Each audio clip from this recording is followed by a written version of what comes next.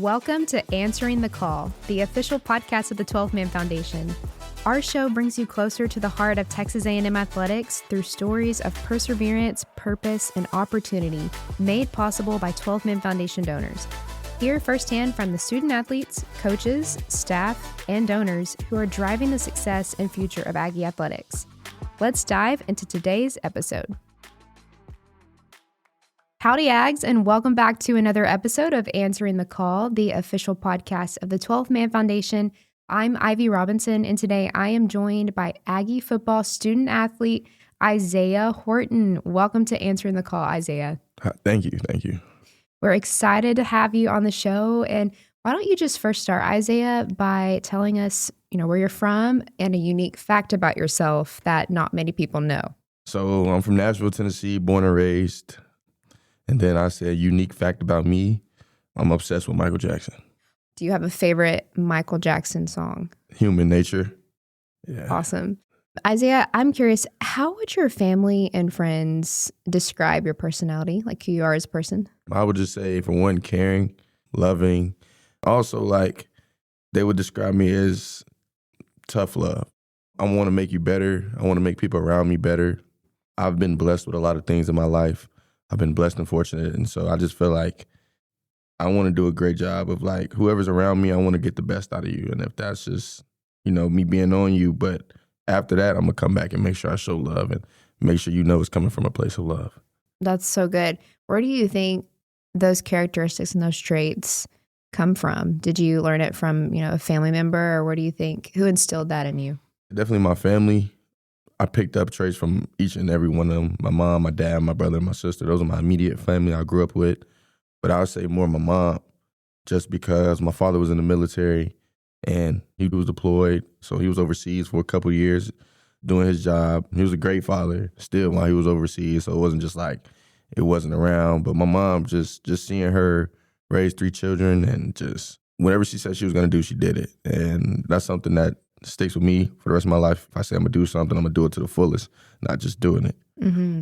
Well, God bless him for his service. For sure. And it sounds like, you're very close to your family, which is awesome. Yeah. It's great to have that foundation, and that those strong relationships with your family members. And speaking of your family, I wanted to ask you, anyone else in your family who played collegiate professional sports or who currently plays? Nah, nobody played professional sports. My grandfather, he played quarterback for Tennessee State University. That's awesome. So football, did you have conversations with him growing up when you were a young kid about football maybe? Oh yeah, all the time, man. I would go over to the house or his office and we would just talk ball. And, he loves it. I loved it too. And it was just our bonding time for sure. Mm-hmm. You're from Nashville. Mm-hmm. Tell me about growing up in Nashville, what you loved about it, maybe what you miss about it, maybe from not being there right now. What's special about Nashville and why are you grateful you grew up there? Nashville's special to me because it's just I feel like the people there made it special. I had a lot of friends. I went to 2 schools. I started off at Innsworth, then I transferred to Oakland. So I had friends all over down there, and I just feel like the people, it's like here. Mm-hmm. The people is just sweet. People is what's making it. And I feel like you can be anywhere in the world, but it's just if you're around a group of people who can have a good time and just, the golden rule, just treat others how you want to be treated. And I just feel like everything else will be okay. That's awesome to have that type of community. To say that your hometown was like that. I'm from a small town, and so I couldn't imagine growing up anywhere else, because when people just treat you like family and you have that connection with those you're around all the time, it just makes life sweet, True. And speaking of Nashville, Marcel Reed is from Nashville as well. Did y'all did y'all know each other when you were kids? For sure, definitely. So me and Marcel, we played 7-on-7 together. That started around middle school, going into high school, because you really couldn't play in middle school. You only could start at 9th grade.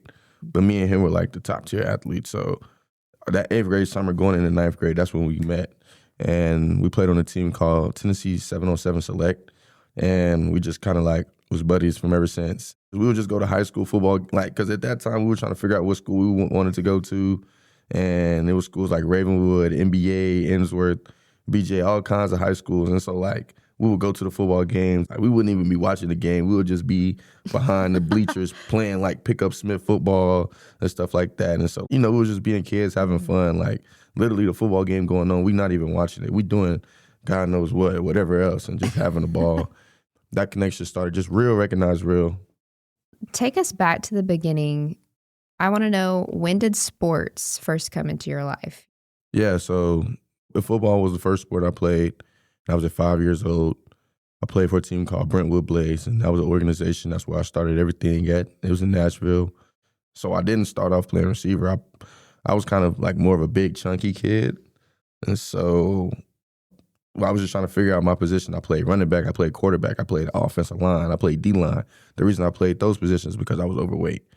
I was too big. Like I wasn't obese, but I was always big for my age. Like every time I'd go to the doctor for a checkup, he was like, "Oh yeah, like you're in the 1% of your age group, like height and weight."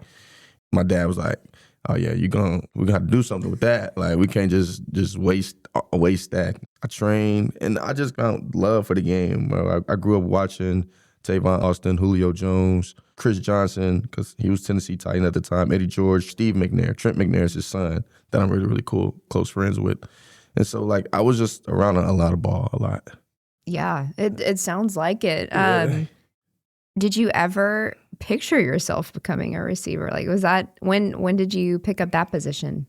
I ain't gonna lie, when I saw Odell and how he was scoring touchdowns and just having fun, turning the crowd, like I like that for some reason. Like I could play quarterback, but I felt like quarterback was too stressful. I'm not the type of person, like quarterback just wasn't for me. And then Gotta make those quick decisions. Gotta make quick decisions on the real fly. Fast. You know, so kudos to Marcel. Then D-line, I'm like, I'm not built for the trenches. So it was either corner or receiver. So I played corner. I liked corner, but I didn't like to tackle. Like I didn't like to hit. So it was like receiver. And my trainer, Jeremy Holt and Quentin Patton, they was just like, bro, you have natural hands. When you catch the football, it's like you're not even trying. So I was like, oh, I'm gonna be a receiver. So it was actually on my 7-on-7 team, and my coach was like, I wanted to play both. I wanted to play receiver and corner. I was like, I can do it. They was just like, nah, you can't do it. Like, you got to choose one. And so I was like, all right, whatever, I'm gonna just choose receiver. I also played baseball, and that was also in that 8th grade summer going into 9th freshman year of high school. So I was playing baseball at the time, but I had to choose because travel baseball and 7-on-7 was at the same time. And so I went to my first camp, which was Louisville. And I just went with me and my dad, my uncle T-Bar. He set it up for me, and we went. I performed, and I got the offer that day. So that was my first offer, was Louisville. And then I went to one more camp. It was Alabama's camp. And that's when Holman Wiggins was there, and Nick Saban was there. I performed in front of Nick Saban. I'm a freshman at the time, going against his 5 stars and seniors. I'm killing them, doing my thing or whatever. So after the camp, you know, the recruiting girls, I'm like, me and my dad was just like, oh, he's not talking to me. I'm a freshman. Like, it's Nick Saban at the time. Like, ah. So I'm leaving, and then you just hear recruiting girls say, hey, Isaiah, Mr. Horton. Talking to me and my dad, and we was just like, yeah, hi. And then she was like, Nick Saban wants to talk to you or whatever, whatnot. Woo-doo. So we just looked at each other like, okay. Went in there, he talked to us, and he was just like, I want to offer you. I like what I saw, whatever, whatnot. And so then after that, just everything else just started coming. Like I didn't go to another camp after that. And then like, I guess the other coaches in the country was like, oh, if Nick Saban's going to offer this kid as a freshman, I might as well too. And that's really what happened, honestly. And then I played my high school career at Ainsworth 2 years, and then I transferred to Oakland. And then, yeah, I was hooked on Bama. I ain't gonna lie, just because like that was like a school of mine I wanted to play for. I wanted to play for Nick Saban. Also, Holman Wiggins, I saw the receivers he was with at the time, Jerry Jeudy, the Calvin, like he was with some guys. And so I wanted to commit there, but on 4th of July, I got in a boating accident, me and my best friend, and we ran into another boat. Oh my Tragically, goodness. yeah, it was tragic. And we both, ironically, tore our PCLs. He tore his PCL, I tore my PCL. We were both like 4-star athletes in our time. We played together at the same time, so it was just tragic. And they wouldn't let me commit just because, like, they was like, we want to make sure, just things in nature. And so that's what took me to Miami, because Miami, they were with me no matter what. They was just like, hey, like, we want you no matter what. We believe in you. We know when you recover, you're still going to be that same guy. And I appreciated that from them. That meant a lot to me, especially at that time, because I thought it was over with. But God said otherwise. So it's a coach who's here with us now. His name's David Cooney. He was recruiting me. He's here. We call him Pop Cooney. But He was the one who was in my ear like, Zay, like, I got you. We're going to take care of you, which they did. My years at Miami, they did what they said. They took care of me, and I'm forever grateful for it. And you had an incredible, was it 2 seasons at Miami? 3 seasons at Miami. I specifically remember when A&M played at Miami. Oh, yeah. A really, really good touchdown pass. You made it like 52, 53-yard touchdown pass. That, yeah. You've just got to promise us that you're going to do that for us. Most definitely. Most definitely. Not against us, but now for us. Right. You're going to make that same kind of touchdown pass. Not for real. And that's crazy because that was my first ever college touchdown pass. And so it's was it really? It is. So it's just crazy how like older now, sitting back looking on my journey. It's nothing but God for real. And it's just like, I don't know, my first touchdown against this team. Now I'm playing for the team. Now I'm playing with Marcel. Now I'm playing with Hoban Wiggins, the guy I wanted to play with from the beginning because he was at Alabama. And so it's just like it all came together. It all came together. That is really crazy to think about it. Just the different parts, and now it's all here. Yeah, it's all here. All these little pieces of your story, and now you're getting to enjoy it here in Aggieland, and I love that. Going back to Miami, what were some of the key lessons you think you took away from your 3 seasons there in terms of development and who you are today? Like, how did it pave the way and help you become the football player you are today? Miami helped me in a lot of ways. It helped me with my patience because Miami it's a fast city. You can definitely get lost. And I say it also helped me with my faith because, like I just said, you can easily get lost in Miami and just lose focus. But just being around good teammates, great coaches, and just my Lord and Savior when I was younger. So I always knew right from wrong, but it's just being human, being young, dealing with the good angel and the bad angel on your shoulders and just, being 18, 17 years old in Miami. Now we're getting paid and it's a lot of more distractions. So, but I always told myself, stay grounded. Like, you're doing this because you love the game and don't forget that. And I know everything else, NIL started to come, this started to come, but like, never lose focus. And I credit myself because I really never lost focus. I stayed down, I grinded, and I continued to grind it, even when it felt like I should be comfortable. Even when I did get the starting job, I got the blessing of Cam Moore coming to play with me. I just continued to grind just because, like, the same way it was given to me, it could be taken away in a heartbeat. And I always knew that because my parents instilled that into me. So, especially my dad, he instilled that into me. So, I just say credit to myself for always grinding. For sure. I mean, it sounds like you really focus on what matters in this life, right? And like staying humble, staying grounded. And I mean, you mentioned your faith. Like those are the things that keep you focused and keep you stable. That's the foundation that you can fall back on when life gets crazy. And that's awesome that you've got those pillars and those beliefs and convictions to fall back on. That's awesome. When did you decide? Tell us about what went into your decision to transfer to Alabama? And then I want to know, second part to this question, what was it like playing as an opponent, coming to Kyle Field and experiencing the 12th man on the opposite side? The reason I tried to transfer to Bama was, like I said at the beginning, I've always wanted to play at Alabama. And then Ty Simpson. So he's another one, a buddy. He's from Tennessee. Marcel knows him well. I know him well. We grew up together. Around the same time me and Marcel met, because he was on our 707 team too, Ty Simpson. And so I called him. I'm like, man, we got to reconnect. Like, I want to play with you. You at Bama. Let's make this happen. And we made it happen. It was great. I'm forever grateful for that experience. It was a great experience. And it's just a part of my journey, for real. Mm-hmm. And the second part to that question, as an opponent coming to Kyle Field, what was it like experiencing the 12th man? Man, me and my, because I wasn't going to play. I was a freshman. Y'all killed this too. But I was a freshman in Miami. I was walking on the field. And I think y'all did something like, I think y'all took the horses and like made the horses use the bathroom on our sideline. Because the entire time it just smelled like I horse. think you're talking about, Parsons Mounted Cavalry. They used to ride from their base at Fiddler's Green to the campus quad. And I think that it was followed by a march into Kyle Field. But I don't think they ride into the stadium anymore. But members of the cavalry are actually the ones who are responsible for, firing off the cannon on game days in the stadium after the Aggies score. I ain't gonna lie, I ignored that just because, like, it was packed out to the top. Like, all you saw was heads moving. It was so big. I'm like, dude, I don't know how they out there playing right now. I'd tweak out. But it was like, I ain't gonna lie, It's crazy because I was like, bro, I got to play here in my college career. I remember telling my friend, Keyshawn Smith, that, and I was just like, bro, I have to play here. Yeah. I'm here. It is truly incredible. And I don't think people realize it until they actually come and experience it. I don't think, the average football fan, if they've never been to Kyle Field, just from the outside looking in at Texas A&M, they're like, oh yeah, sure, A&M's loud. That's sure, it's a cool environment, or maybe, but they really don't understand the level of intensity and camaraderie that you experience at Kyle Field on game days. And I've been to loud electric. places like George. I've been packed out places and played in it.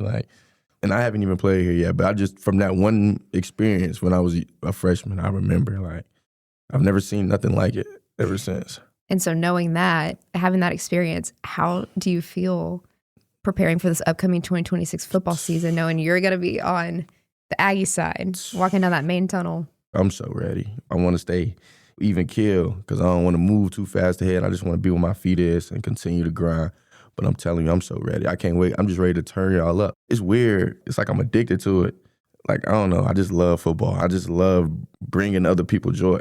Well, you can tell that passion for the sport, it's so evident. When you got to A&M, who on the team made you feel welcome and right at home? Definitely Marcel, but I'd say Ruben Owens. Ruben Owens for sure. When I first got here, and Dalton Brooks. Ruben Owens, Dalton Brooks, obviously Marcel.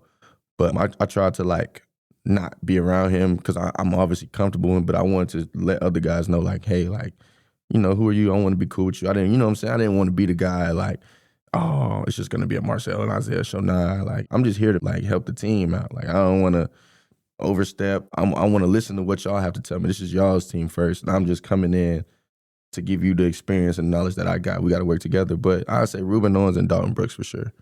Wow. That's an awesome mindset. What were the conversations you had when you entered the transfer portal and you were thinking about coming to Texas A&M? What stood out to you about Coach Elko, this program, and why did you ultimately say, yes, this is where I want to be? Obviously, I'm sure, Marcel, you have some ties to this university a little bit, but holistically, overall, what made you go, yes, this is the best next step for me for my football career at A&M? Well, I'm going to be honest, I just took a leap of faith, really, just because, of the time zone. We were both in the playoffs, Bama and A&M, finished out the season with Bama. As soon as that was over with, it was just it wasn't a quick decision, but I prayed on it. It was just what I just told you. I always wanted to play here. Coach Elko, he's done a great job. And then I had David Cooney. He was a relationship over here that I had. And, me and him would talk. And he was just like, Zay, I know you. I was with you for 3 years. I pretty much call you my son. You're the missing piece that we need.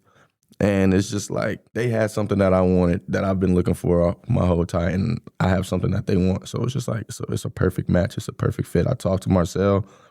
Marcel was like, bro, it's a no-brainer. I would love to have you here. Dude, come on. Let's what are you waiting for? What are we waiting for, bro? And I'm just man. Well, speaking of, yourself and fitting into the offense, how do you see yourself really thriving in this offense? I just see myself being an all-around guy. I'm going to do what I do on the field for sure. But also, I want to make my teammates better. I want to bring the best out of them because it's not just going to be a Isaiah show or a Marcel show. It's going to be the Aggies. It's going to be us. It has to be us. And if it's not everybody, then it's not going to work. Right. That team mindset, it's so key and critical. What is the standard for Aggie football right now? What's the overall mindset and goal that Elko and staff have set for y'all? Discipline and consistency and urgency. Coach Elko harps on that a lot in our team meetings over spring ball. And he just wants us to be just disciplined with how we act on and off the field, urgency on the field. And then be consistent with it. Be the same guy every day who you said you was going to be. And it goes back to what I said earlier. That's where I got that from my mother. She was the same person every day. If I say I'm going to do this at this time, I'm going to get up and do it even if I don't want to. And I just feel like that's brought me success. Just because, if I can fight mental battles here, I know when it's in critical moments, when in front of 105,000 in Kyle Field and it's 4th down and we need to play, I'm going to be calm. People look at that as little things, but I look at that as that's what builds my character for real. Make your bed every morning. Yeah, those little things add up. They do matter. Because, we all can catch a football. But it's just that focus and that concentration in that time moment. That's what separates you, I feel like. Have you read that book called Make Your Bed, or have you heard of it? You should listen to the audiobook. It's really good. It was written by a retired U.S. Navy Admiral, William H. McRaven, but it's called Make Your Bed, and he talks about how a simple act like that can start off your day, literally give you a positive mindset to go achieve things for the rest of the day. For sure. So yeah, that made me think of that. Random. But okay, back to football and playing receiver. Do you have a favorite route you like to run? Like just throw it up. Just throw it up. You're going to be there. Yeah, just throw it up. I don't like to do too much. Yeah. Just want to go home, which is the end zone. I call the end zone home. Me and Jonah Wilson, he was telling me, he say, hey, man, every time you touch the ball, just go home. That's the mindset we got, man. Don't do all like the dancing and stuff. Go home. There's nothing better than going home. Nah, for sure. Isaiah, have there been moments where you've had to rebuild your confidence? You know, any adversity or challenges that have tested you mentally? Definitely, for sure.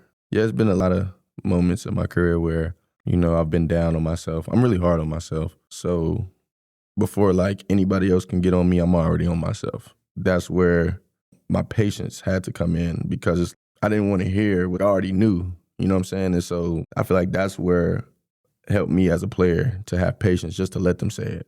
Let them say it. Let them get it out, because if I sit here and be combative, that's just going to make them more mad. I'm going to be more mad, and then at the end of the day, they don't want to deal with me. I'm not coachable. But at the end of the day, like 9 times out of 10, I already know where I messed up at. I know what it is. I'm already on myself. And my mom tells me all the time, you got to give yourself grace. You got to stop being so hard on yourself. I know I'm not going to be perfect, but that's what I strive to be every day.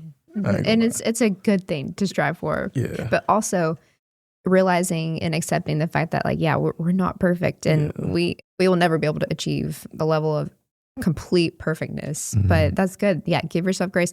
I am the exact same way. I am so hard on myself. Yeah. Are you the oldest sibling? I'm not. I'm the youngest. Oh, you're the youngest. Okay. Sometimes you see those qualities in the oldest sibling, like being that, you know, type A, like, you know, super hard on themselves. But you see that in younger siblings too, I feel like, because you want to aspire to be like your older siblings, exactly, right? Yeah. And you've always had that example of like looking up to them. No, I've always been labeled as like, oh, he's the baby. He's spoiled. Like, I ain't gonna lie, like I was, but like it wasn't because I wanted it. It just, that's what came with it, being the youngest. And so like, you know, I would sometimes get like some hate for that. Oh, you're just a baby. And like, that would fuel me. Like, nah, I'm not. Like, I can do this on my own, but I'm not gonna get prideful and not ask for help. I'm always like, when I know I don't know something, I'm gonna ask for help. That's one thing, like even at practice, if I don't know a play, I'll stop the play. What I got on this, like I'd rather y'all laugh at me now than in front of 100,000 on Saturday. And so like owning up to it right then and be like, hey, we're gonna set the record straight. Yeah. Yeah, for sure. So and get clear. That's the best thing to do.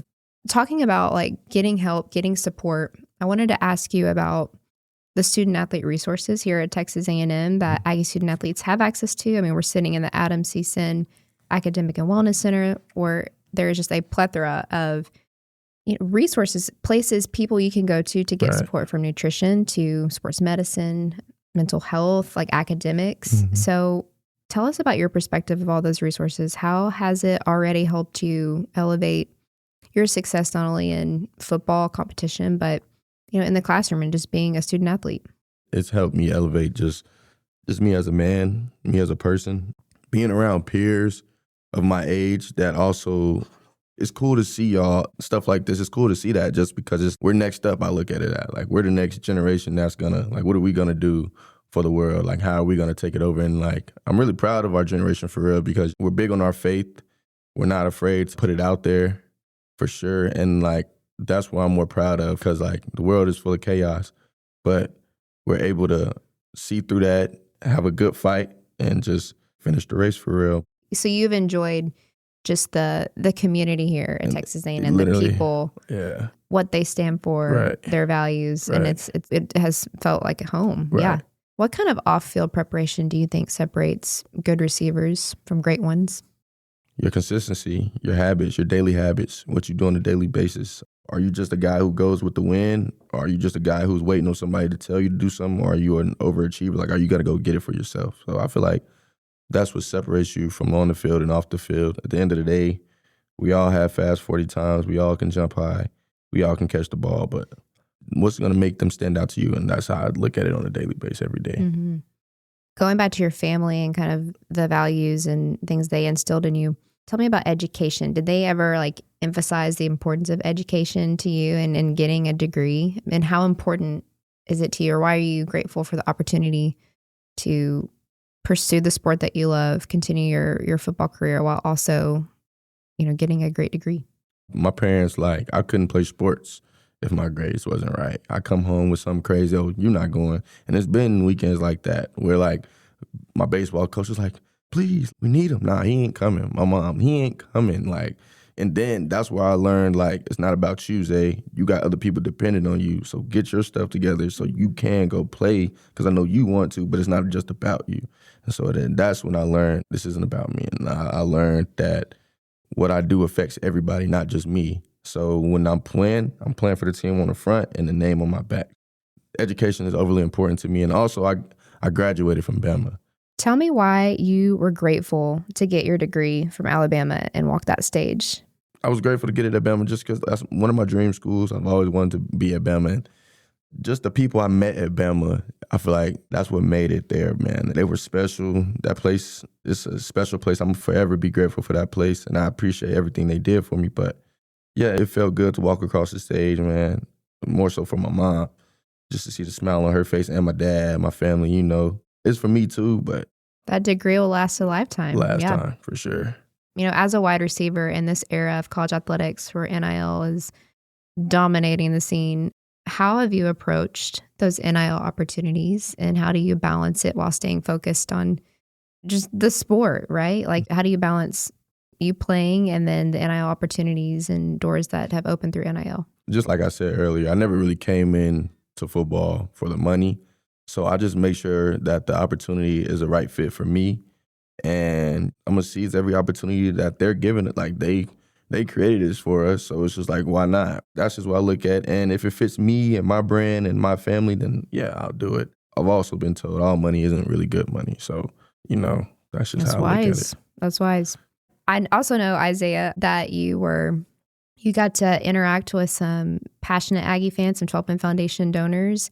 I'm at one of our Champions Council Cocktail and K's events. Mm-hmm. Tell us about that experience and what you enjoyed about getting to interact with supporters who give back, whether through season ticket purchases, scholarship endowments, or just philanthropic giving, or helping to provide, facilities, donating to a capital project to help y'all have great facilities here at Texas A&M.